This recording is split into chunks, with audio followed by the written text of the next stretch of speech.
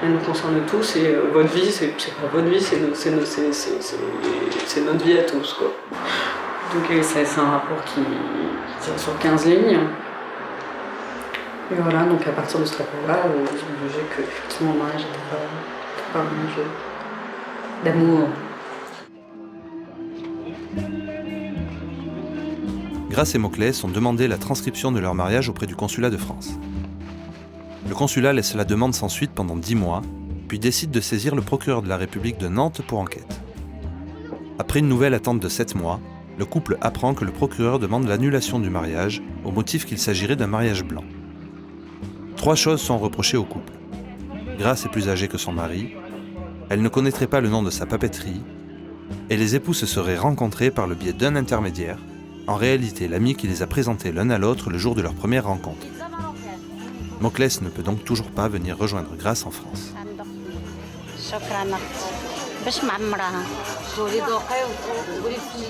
Tous les 2 mois et demi, 3 mois, je me prive, je fais pas de sortie, je vais pas au cinéma.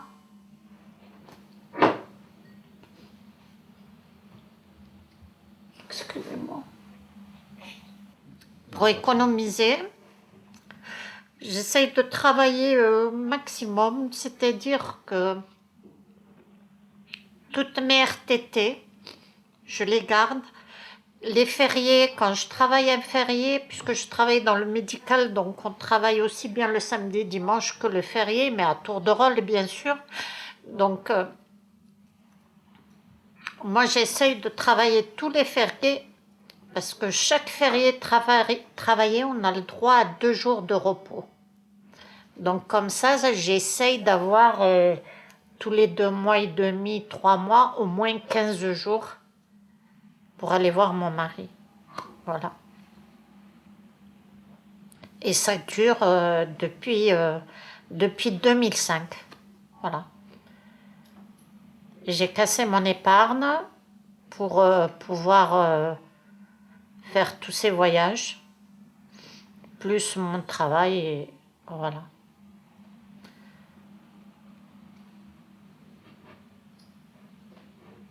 Ils ont réussi, hein. Ça, l'administration réussit à détruire les gens.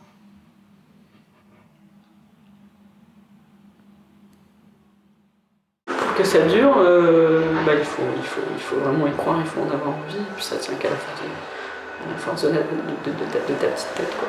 Parce que concrètement, l'amour, c'est filoche, quoi. C'est certain, puis c'est le but de l'opération, j'imagine. De faire traîner les choses pour qu'il n'y ait plus rien, et puis pour que loin des yeux, loin du cœur, quoi. Donc non, il faut y croire, quoi. Il faut y croire. Et ces voyages, ça permet, le fait de se voir de temps en temps, ça permet de tenir. Tu penses que sans ces voyages, vous n'auriez pas tenu? Ouais, je pense que ça permet de tenir, même si ça se passe pas forcément. Alors après, ça se passe pas forcément comme on voudrait que ça se passe, parce qu'on sait très bien que c'est qu'un temps, qu'on est là pour un mois, qu'après il va falloir repartir, que tu sais pas quand est-ce que ça va se finir. Donc rien n'est rationnel et rien n'est posé, rien n'est serein, quoi. Donc, mais ça, forcément, ça aide, parce que ça fait du bien de voir la personne avec laquelle tu es, quoi. Demain, c'est une date que je redoute vraiment. C'est la date d'audience devant le tribunal de grande instance.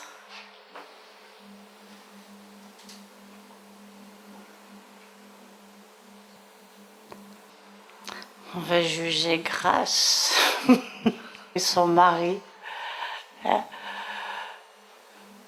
qui ont une demande d'assignation en annulation du mariage par le procureur de Nantes. Donc voilà, j'ai fait un recours et demain, je passe devant le juge.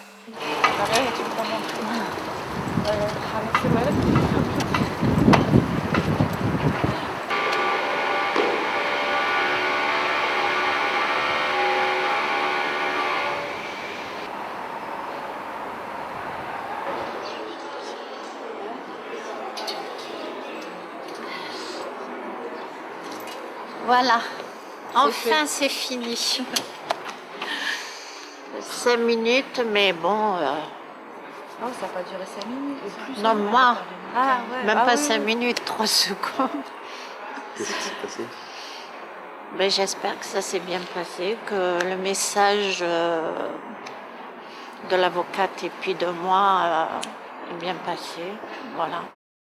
Le 6 juin, j'étais à la maison et en fin de matinée, l'avocate qui m'appelle de Nantes en me disant « Madame Rissy-Boularoube » comme ça, « Madame Rissy-Boularoube, oui, j'ai une bonne nouvelle à vous dire. » Oui. Ben voilà, le procureur a été débouté. Mais tu crois que ça m'a... Tu sais, j'attendais tellement ce moment que franchement, je pensais que j'allais sauter de joie. Eh ben non. Mais bon, j'exploserai de joie, je crois, le jour que j'aurai le document entre les mains écrit. Je crois. Là, on m'a tellement... 3 ans que ça dure, tu vois, on n'y croit pas. Là, du jour au lendemain, on te dit, bon, c'est bon, tu n'arrives pas à y croire. Hein. Mais t'as remarqué, pas de larmes hein, quand même. La preuve, c'est que j'y crois quand même. À la suite de son audition par la police, Jeanne a appris que le procureur demandait l'annulation de son mariage. L'enquête aurait révélé qu'il s'agissait d'un mariage blanc. Après 1 an de procédure, la sincérité de l'union est enfin reconnue et Papy a pu déposer une demande de visa pour venir rejoindre Jeanne. Il attendra encore plusieurs mois la délivrance de ce document. C'est pas évident de se retrouver tous les deux.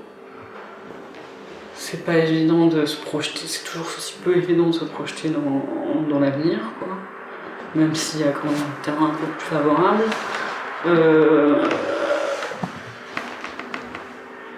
Non, c'est pas évident à tous les points de vue, quoi. À tous les points de vue. Ni pour notre couple, ni pour lui individuellement, ni pour moi individuellement, c'est pas évident. Et puis,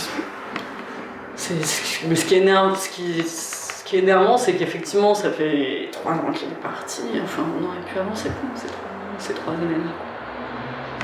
Et là, 3 ans après, on en est un peu... on en est au même point que quand il est connu en France. Quoi. Est-ce que tu as l'impression qu'on vous a volé 3 ans? Oh bah ouais. Ouais. Clairement.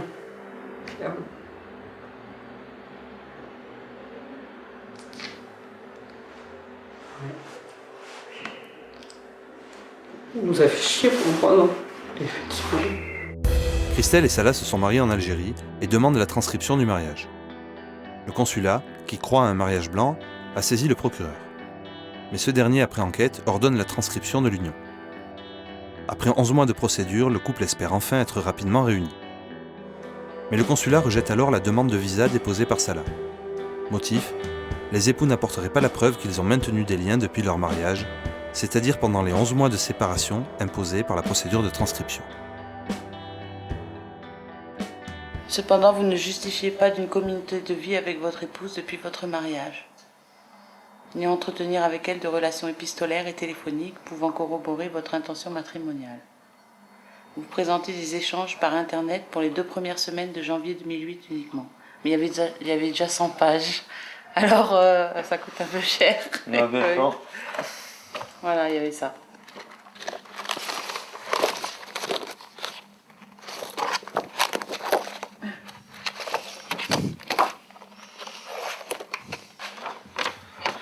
On pouvait pas tout imprimer, CD de conversation originale et échange entre les couples sur le net, sans contenu, avec Internet, bien sûr.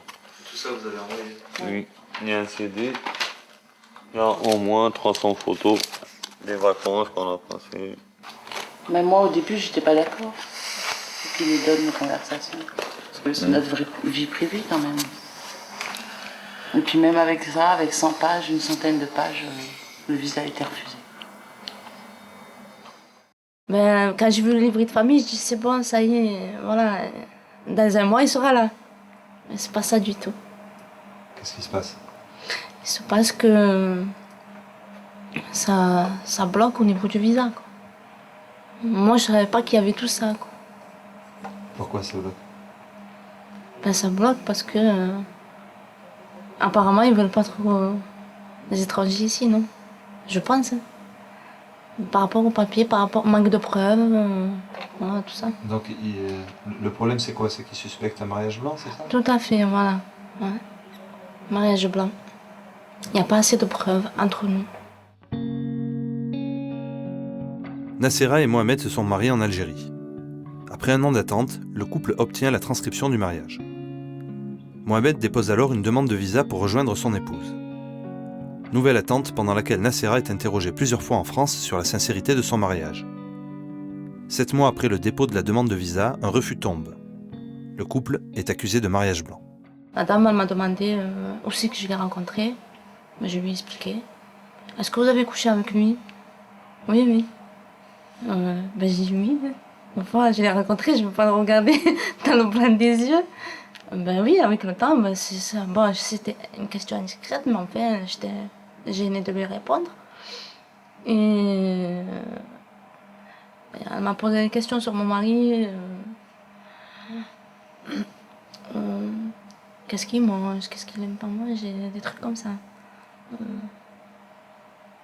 Est-ce que les gens disent... Est-ce qu'on t'a payé? Est-ce qu'on t'a donné de l'argent? Ben j'ai dit non, j'ai pas eu d'argent. J'ai tout raconté, j'ai tout dit. Mais c'est grave, hein, de rentrer dans l'intimité des gens. Ben je sais pas, les gens qui se marient ici, est-ce qu'on leur pose des questions comme ça? C'est pas juste. Et après ça, donc il y a eu un entretien aussi à la police, non? Oui, oui. Tu peux raconter? Alors là, c'est la totale. Ben c'est pareil, ils m'ont posé des questions. Où je l'ai connu. M'a posé des questions sur sa famille. Combien il a de sœurs? Qu'est-ce qu'il fait son père comme travail? Sa mère? La date de mon mariage. Par contre, lui, il ne m'a pas posé des questions sur... Indiscret? Voilà, tout à fait. Sinon... Par contre, il m'a dit, ben, je vous conseille de reprendre un autre billet. Économiser pour avoir un autre billet pour aller voir votre mari. J'ai dit, pourquoi? Vous savez la réponse? Non, non, il m'a dit. Oui, le policier m'a dit, comme ça se fait qu'il n'y a pas d'homme ici en France. Mais j'ai dit, je l'ai rencontré ici. Je ne l'ai pas rencontré en Algérie. Et il m'a dit, vous nous tirez vers le bas au lieu de nous tirer vers le haut. C'était dur, c'était très dur parce que moi j'ai pris 20 kilos quand même. Et lui il en a perdu 20. C'est moi qui les ai récupérés, c'est sympa. J'ai du mal à compter. On a été terrorisés, quoi, moralement, physiquement, c'était de la torture morale qu'on vivait chaque jour. Mais moi je voulais partir. Moi je voulais tout vendre et partir là-bas. Là-bas on m'accueille. Donc, mais c'est vrai que j'ai deux grands qui font des études. Mais comme Eric il est pâtissier, la pâtisserie française et la pâtisserie orientale c'est pas tout à fait la même. Donc par rapport à eux je pouvais pas partir. Moi à un moment je leur ai dit moi je vais partir. Et puis mon fils il a commencé à mal tourner quoi. Ne serait-ce qu'une fois il n'a pas été au boulot. Je me suis dit mais tu fais quoi là? Donc après je me suis dit ben, je vais continuer à me battre. Hein, parce que je pouvais pas partir. C'était ou mon mari ou mes enfants. Hein. Il me demandait si j'avais le droit aux deux quoi.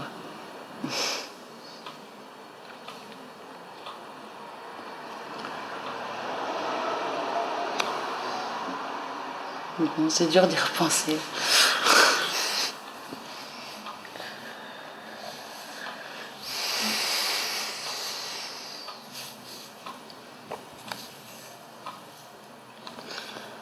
J'ai un enfant qui est ici, qui est de papa français. Donc mon fils il va pas en Algérie, son père il veut pas. Que je respecte. Mais moi j'essaie de voir sur internet des billets pas trop chers. Et 15 jours, 20 jours, je reste, après je reviens. C'est bien pour aller, mais c'est très dur pour le retour. Je suis bouleversée quand je reviens. Je m'arrête pas jusqu'ici, jusqu'à l'aéroport. Et d'ailleurs, des fois, je veux pas trop y aller par rapport au retour. Parce que ça me fait trop mal, le retour. Si on veut pas ou si on veut jamais vous reconnaître la sincérité du mariage, qu'est-ce que vous allez faire?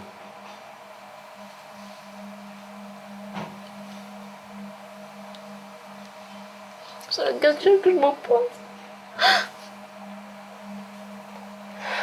C'est la question que je me pose tout le temps. Alors c'est ça qu'on essaye de faire, on sépare les gens. On sépare les gens. Et après on dit, ah, vous avez vu, on a raison, hein. Ils ne s'aimaient pas, la preuve, regardez.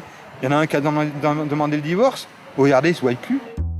Après son mariage en France avec Franck, Antoinette écrit au préfet pour demander sa régularisation. Alors qu'elle se présente au rendez-vous qui lui a été fixé, elle est arrêtée au guichet de la préfecture, puis expulsée.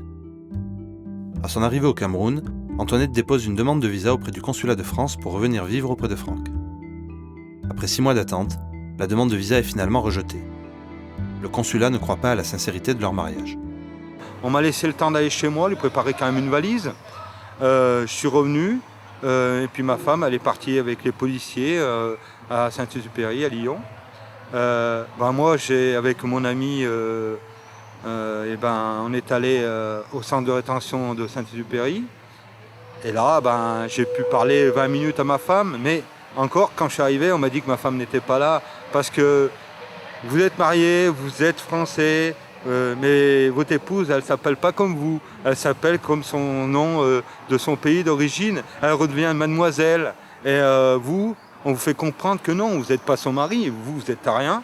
Et ça c'est assez dur à vivre. Suite à ça, je suis allé 2 fois dans son pays. Je suis allé voir mon consulat. En tant que Français, vous ne pouvez pas rentrer dans votre consulat, ce qui est carrément bizarre. À part d'être malade pour être rapatrié, il n'y a pas de solution. On vous dit que vous allez avoir un rendez-vous que vous n'avez jamais. On vous dit de téléphoner à des numéros, personne ne décroche. On vous dit d'envoyer des mails, des fax.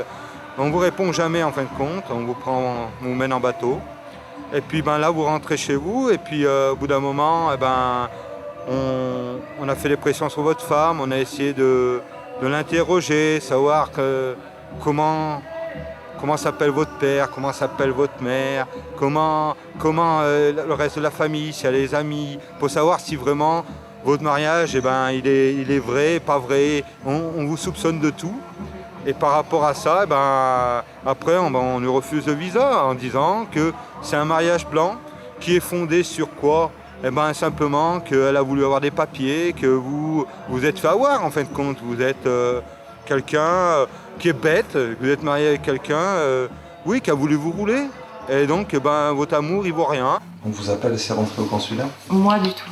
Non. Il n'y a que mon époux qui a pu y rentrer pour déposer son dossier. Et à l'intérieur, on lui a demandé des preuves. Il avait un paquet de preuves qu'on a présentées pour le Conseil d'État ensuite. Les factures, l'attestation du médecin, des photos de famille. Vraiment, on avait tout. On était à l'extérieur, en plus. On pouvait témoigner sur place, mais ils ne nous ont pas laissé rentrer. Et moi, quand j'ai demandé à passer du côté ressortissant,